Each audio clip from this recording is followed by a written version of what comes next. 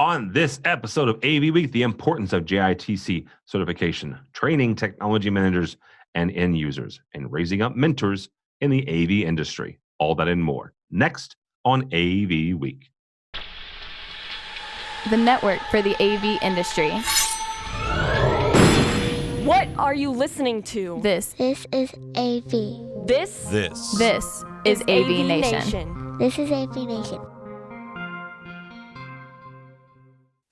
This is AV Week, episode 417, recorded Friday, August 16th, 2019.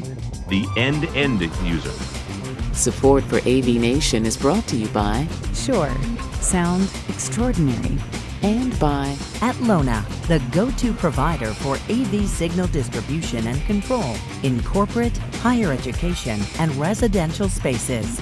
And by Daylight, the leading producer of high-quality projection screens worldwide.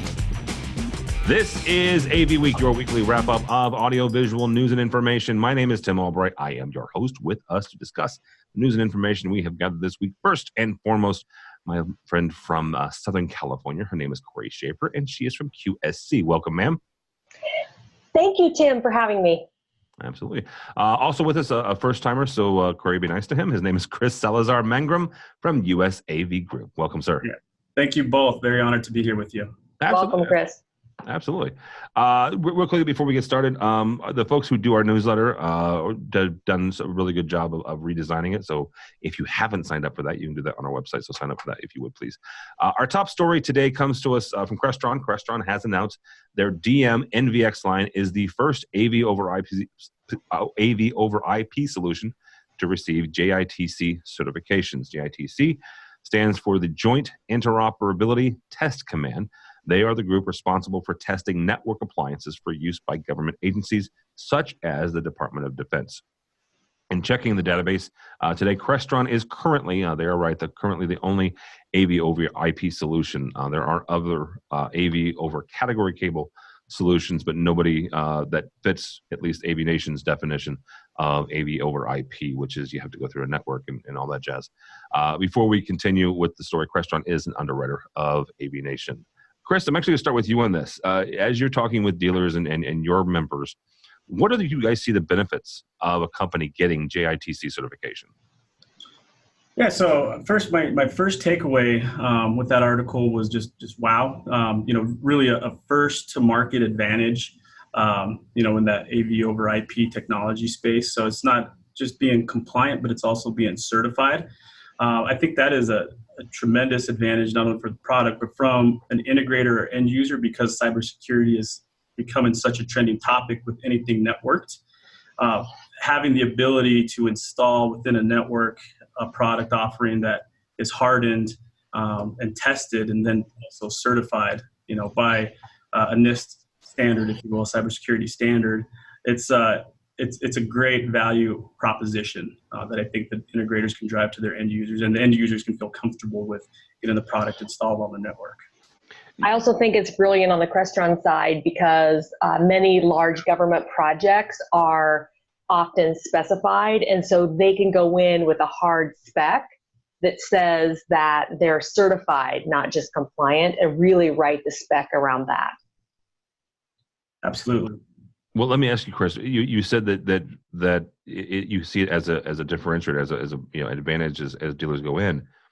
Do you see it as an advantage even if they're not dealing with the government, the U.S. government? I think so, because the end users are becoming more, aware of the cybersecurity vulnerabilities with networked equipment.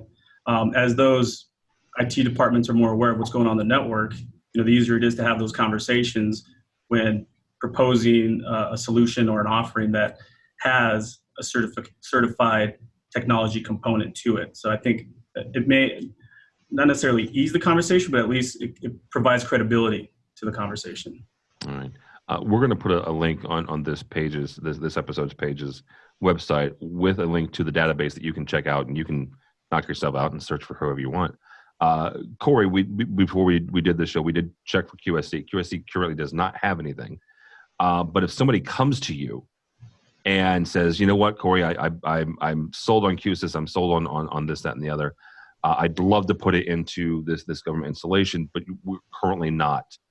What would be the process, or how would we go about getting a product from a manufacturer, and you're the manufacturer here, getting that ball rolling?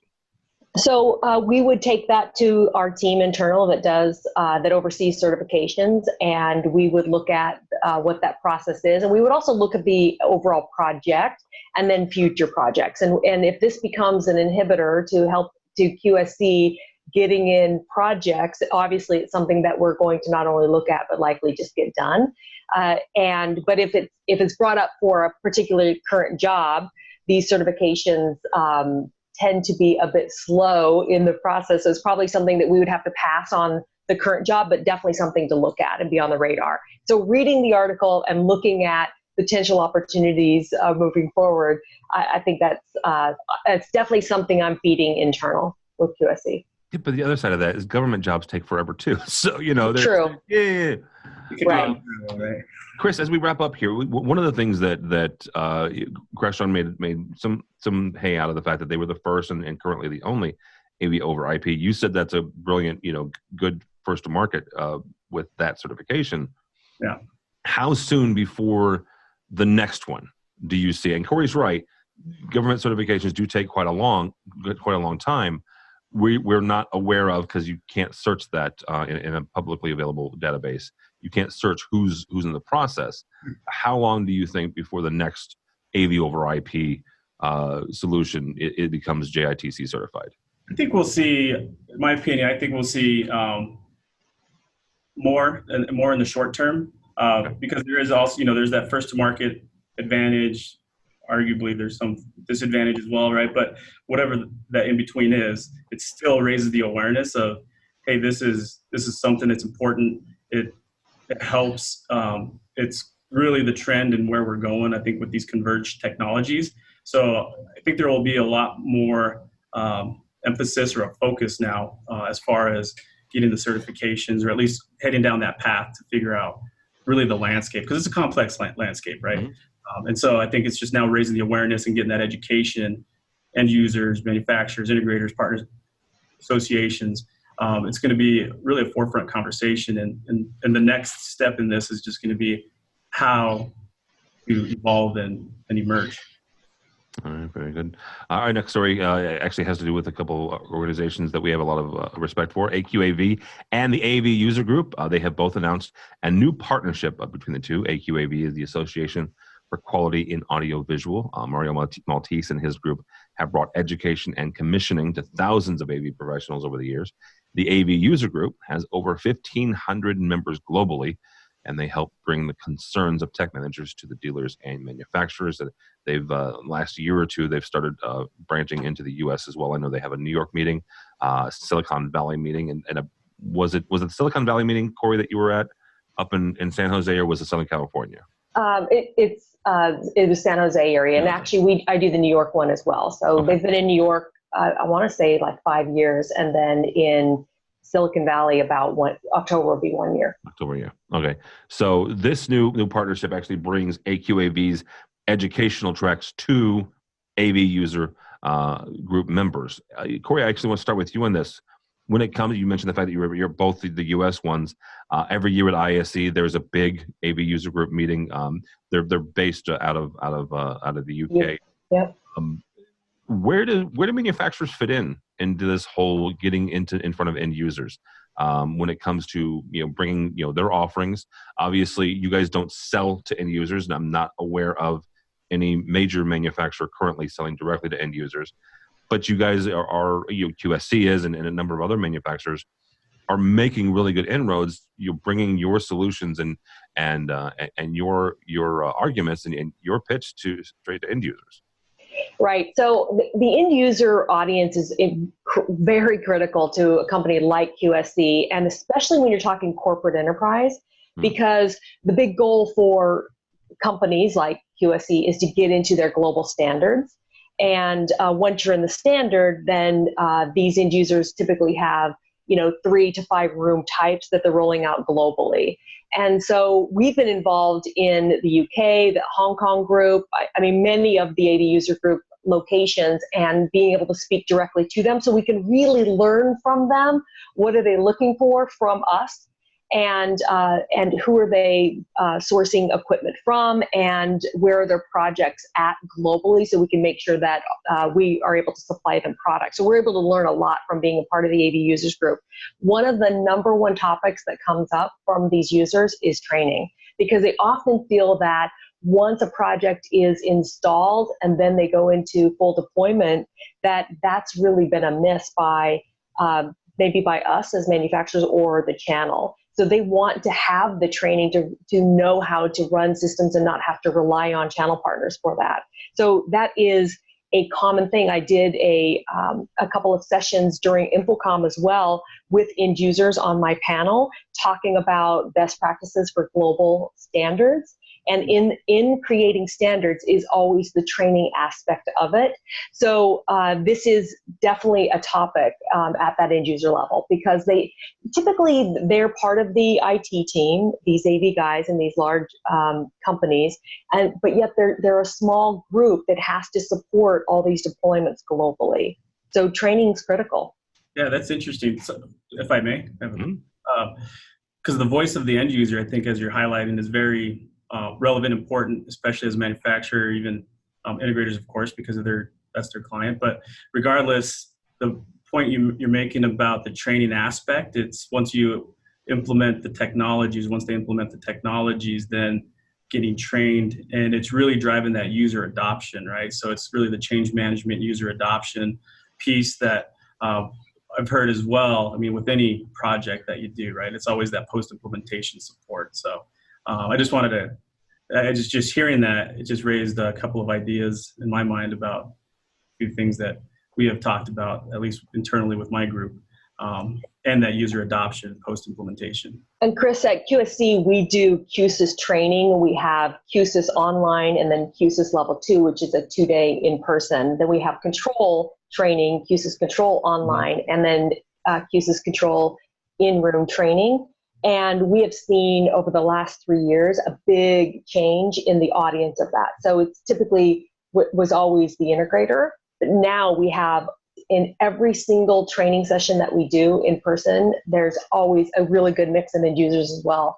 And on the control side, they're looking at that user interface. And, many times when you deploy a project, you think you know what you want on the user interface, and then things change, or maybe logo changes, or there could be a variety of things that happen. And then to just want to change that they want to be able to manage that internally. You mean it never goes as planned? Yeah, never goes as planned. Well, and it depends. And I'm talking as a former tech manager here, so you can give me a little bit of leeway here. You're going to run into a professor somewhere that says, well, what is that called? Why is that called that? Right. Yeah.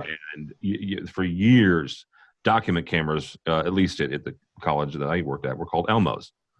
Now, it was a Kleenex, right? That was the Kleenex, because Elmo was at that time the primary manufacturer of the document cameras that we used.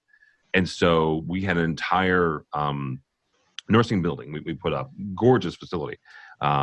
And the integrator that did it, we subbed it out because it was a large deployment. They put DocCam, DOCCAM. And we had to go in and change the interface to Elmo. Mm-hmm. Now, there's no rhyme or reason for that, right? I doesn't make any sense to me. I'm not going to go through and change the DVD player to Sony or Panasonic or whatever, but it's what the end user wanted, right? Again, that's the thing with tech managers, right? And Corey, I'm going to bring you back on this. They are the end user as far as manufacturers are concerned. And dealers are concerned, but they're not the end user, right? And that's right. A thing that you guys can help them understand how to talk to their customers. Yeah, good point. Yeah, I mean that was when I did 2 sessions at InfoComm talking. They were end users on my panel, but they're not the end user, to your point. But they were talking about things that they put in place to support the end user and how they're able to get budget approval for technology, how they create all their documentation for things, how they create user interfaces. I mean, and just really sharing best practices, because deployments, especially the global level or the enterprise global level, they're just really, really fast. So it used to be, you'd have typically a quarter to get a job done. We have customers that are turning jobs, wanting a job to be, here's our PO, to completion in like 30 days. Yeah. Sometimes as manufacturers can't even deliver the product fast enough. Jobs are going fast. Yeah, absolutely. All right, final story here, guys. A little bit of sad news. The last of Shen, Milsom, and Wilkie has passed away. Industry veteran Hubert Wilkie was 98. Wilkie opened the first AV consultancy ever, what's widely seen as the first one, in the mid-1960s, eventually joining forces with Fred Shen and Dennis Milsom to form the famous AV consulting firm. Actually, Wilkie came out of retirement to join Shen and Milsom, which is even more fascinating to me. The fact that Shen and Milsom, they had an acoustic firm. They saw the need for multidisciplinary firm, and they talked Wilkie out of retirement. Wilkie was honored with the Infocom Lifetime Achievement Award in 2004. Reading all of these honors and thoughtful words this week, the one thing that kept standing out to me was mentor. He apparently would mentor anybody that would come across his path. I want to start with something, and Chris, we'll start with you on this. What can we take away from this life of apparently a lot of mentorship and pouring into the next generation, and how can we kind of build our own futures and our own legacies around that? Yeah, I appreciate that. What Mr. Wilkie had provided, at least the industry, it's something that I'm pretty passionate about as well. So I didn't know Mr. Wilkie directly or indirectly, but I did enjoy reading his life's work, his legacy. He seemed like a remarkable man. The impact he had on this industry, I think we're probably seeing it cross over to other industries as well. And what that shows is, really from a visionary's perspective, the possibilities are limitless. And I think from a mentor's perspective and having that next generation, the next in line coming up, it's more pertinent now to really engage the next generation, or at least start thinking about how are the visionaries going to begin passing the torch, and not only leaving their own legacy, but leaving at least a path for someone else to blaze that trail, right? The next person up. So like I said before, I enjoyed reading up on Mr. Wilkie's life work. And I think, his work has proved that, what he's established now and what's even happening, after his passing is just that there's more runway, there's still more to come. And I think he'll be pleasantly delighted as he passed the torch, if you will, and sees the next generation grow and evolve. So I think, again, without knowing him, just thanking him. Yeah, Chris, I didn't know him either, but in reading all of these things, I certainly knew the firm, Shen, Milsom, and Wilkie. But reading about his life, I think he was just really he just sounds like he really created what our industry is about, which when you talk to people about what do you love about the industry, so many people talk about the people in the industry and how amazing this industry is. Maybe he created the trail for us, right? So that we would just try to give back and give time to anyone that needs it. Because I can think of several people in this industry that do that, and this industry is just, for me anyway, and I know for others, has just been so amazingly kind and generous and giving. And in reading about his life, this man was that. And interesting also that he wasn't a technical geek, right? So this guy was more about that people side, and yet started the first, what was the first consulting firm. Really fascinating to read about him. Well, let me ask you guys this, and Corey, I'll pick on you for a second.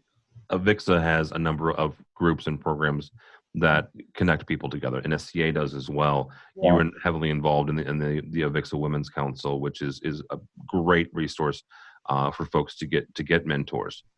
If you're not involved in one of those, if you're not a member of the women's group, you're not part of NSCA's Ignite. How do you get a mentor? How do you go about, tapping somebody on the shoulder and say, can you tell me what you think, or tell me how you got here? So I really think it's up to you. And what I mean by that is, before these formal groups, throughout my whole career, I've always had a mentor. And how I've gotten one, probably my latest one was Dave Bright, who was CEO of Kramer US. And I didn't even know Dave, but I was just at an industry event and I was just really taken by him. And so shortly after that event, I called him up and asked if he would mentor me. And he was generous and said absolutely. And now he's retired and he's out of the industry and he's still doing it. Mm-hmm. And so, how do you get one? It's, you have to recognize that it doesn't matter what stage you are in your career, but a mentor is always helpful. And so being able to have the courage to go, hey, I think this is someone that I could learn from, and maybe just ask, because it would probably be a real honor for them. I mean, for Dave, he shared with me that one of the things that he wanted once he retired was to be able to do more give back and do things like that. I think it's, some people aren't comfortable in asking, so maybe they could tell some others, that they're looking for that, and then have that person ask. But I think that you have to recognize how important that role is to helping you get, advance or, improve in the industry. And I personally think we all need one, regardless of what phase you are in the industry. And another one is, I'm in CompTIA, which is the IT side. And they spend a lot of time talking about the difference between a mentor and a sponsor. So a sponsor has the role of really helping you advance maybe within your company and helping you look with, for growth areas within your company, which is a little bit different than a role of a mentor. Yeah, and I think the beauty of our industry is, and I think you pointed this out, Tim, about Mr. Wilkie, is, he was that people person, but it's about the people, but really they're very collaborative, and so it's almost as if you're getting mentorship without actually having a formalized mentoring plan. Learning a ton, either technical, strategic, soft skills, whatever it may be, just from people that have been in this industry for so long. And I've learned that too, because being somewhat, if you will, an outsider to the industry, I've noticed compared to others just how open and more collaborative the group of folks are, which is brilliant, right? That's right up my alley. But as far as the groups and the associations, what they do, what they provide, we actually do what's called Next Gen, and it's teaching those soft skills is project management. It's different aspects of bringing up the next folks within an organization, but to I think now a higher level, we have to start thinking about within the industry, right? So it's how can they be the next, Mr. Wilkie? Yeah, and Chris, I think that you're talking about the next gen, and I have to say that in the AVIXA women's mentoring groups that we do, we often spend a lot of time talking about, mentoring traditionally has been kind of positioned that it's usually somebody older, right? But we talk a lot about reverse mentoring, where there's so much to learn from people that are so much younger, just about how to do outreach differently, how to connect with people differently. I mean, there's just so much to learn, in all kinds of ways. It doesn't have to be somebody that's older who's been there, done that. Yeah, it's that's brilliant. I like that concept of the reverse, if you will. Yeah. All right, guys, that'll be a good place to stop it. Thank you both so much. Ms. Corey Schaefer from QSC, thank you. Thank you for having me. And if you want to learn more about QSC, you can go to qsc.com. If you want to find me, you'll find me on the Twitter, on LinkedIn, etc., as Corey Schaefer. All right, very good. Chris Salazar-Mangum from USA Group, AV Group, thank you, sir. Thank you both. As I mentioned before, it was an honor to be here. To find me on the World Wide Web, I guess personally, Twitter is @ChrisUSAV, LinkedIn Chris Salazar Mangrum. Facebook for the group is USAV Group, or you can visit our website at usavgroup.net. All right, very good. Thank you both so much. For Tim Albright, don't follow me on the Twitters. You won't like it.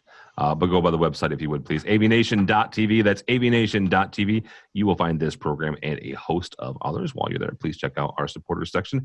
These are the folks who help us financially, help us bring you AV Week and Resi Week. And in about 4 weeks' time, CEDIA 2019 from the beautiful city of Denver, Colorado, which is actually where Chris is right now. So we'll be heading out that way September 12th through the 14th.